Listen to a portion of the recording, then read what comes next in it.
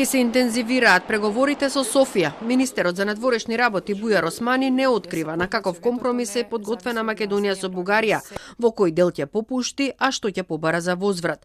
Приближување на ставовите има, но се уште сме далеку од решение и надминување на разликите. На последната средба со бугарскиот премиер Кирил Петков се разговарало за политичкиот пакет 5+1. Наскоро ќе има уште една средба.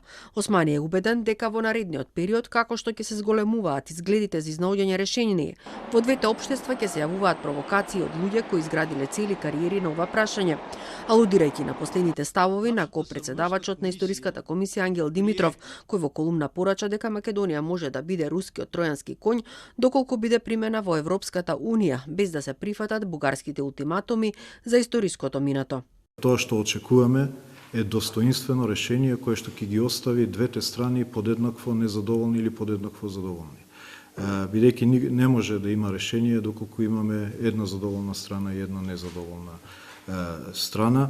Меѓутоа е многу важно, а ви кажав, предвидувам дека во двете општества како се зголемуваат изгледите, така ќе се зголемуваат тие што цел живот живееле на оваа тема и помогнале оваа тема да биде потешка и по несовладлива, ако можем да кажем, и ние треба мудро да се обидеме да не дозволиме они да ни наметнуваат агенда, туку напротив ние да ја наметнеме агендата.